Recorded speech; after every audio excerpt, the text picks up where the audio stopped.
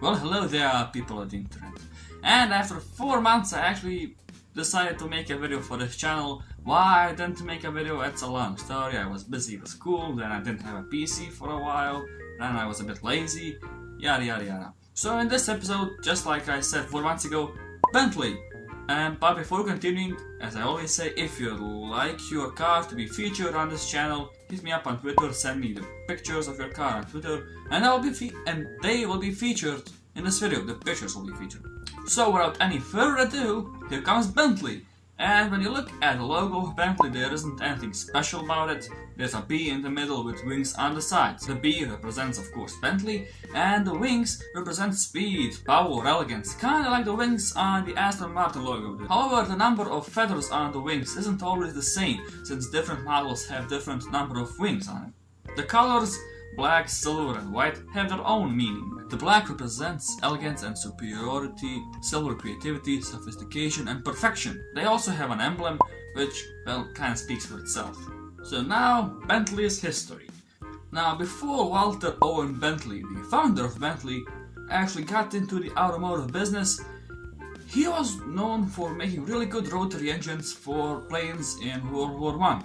After World War I finished, and everything kind of settled down, he and his brother Horace Milner Bentley made Bentley Limited in August 1990. Very soon they made their first chassis with a dummy engine in August 1919. Quickly after that, Clevie Gallup made an engine with 4 valves per cylinder, and they put their engine in that chassis. And very soon, Bentley got a reputation for making very good and reliable cars, and rather beautiful ones.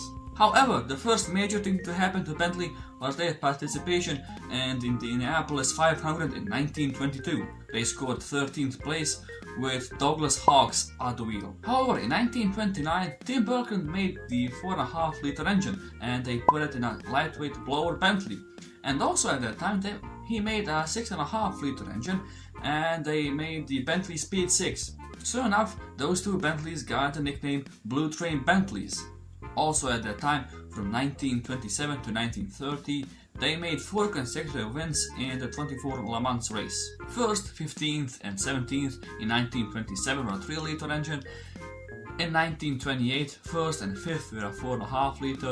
In 1929, first with a Speed 6, second, third and 4th with a 4.5 liter. And in 1930, first and second with the Speed 6. So yeah, they had a really good success. They even made bigger engines, as big as 8 liters. I mean, like a really massive engine.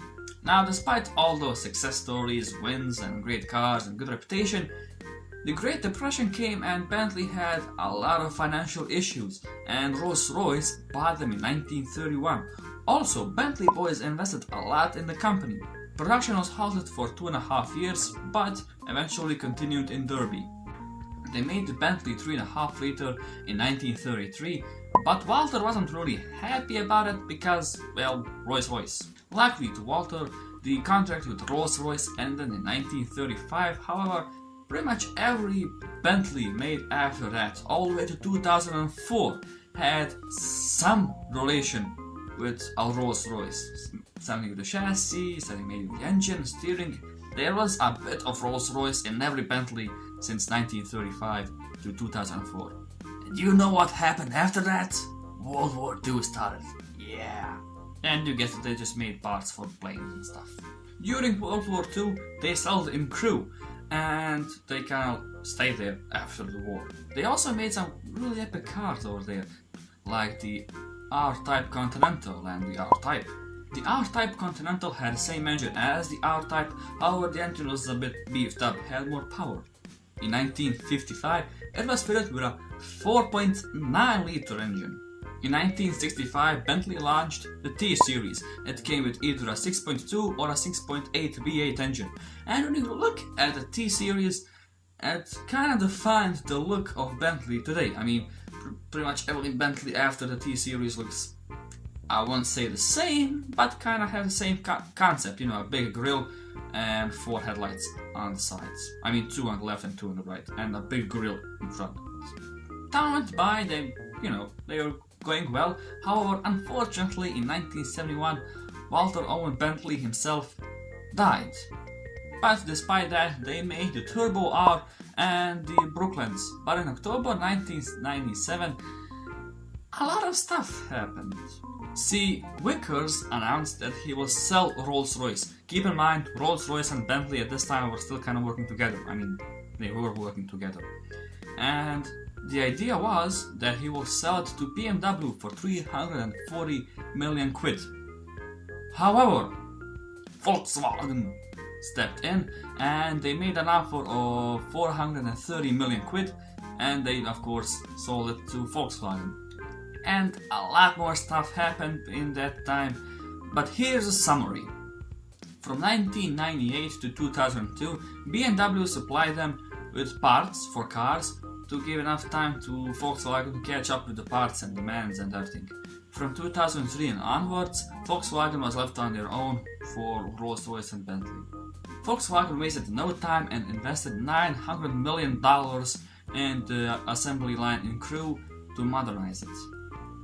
And also in that time, in 2001, they came back to Le Mans, well, they placed 3rd place. And yeah, I mean, after that, there isn't really much to say, they just continued, they made some better cars. One of my favorites being the GT Continental. I think it looks nice and it's kind of badass. So, that is it for this episode. Be sure to like and subscribe. And in the next episode, BMW is coming up next. I need a bigger hat. This one's really small.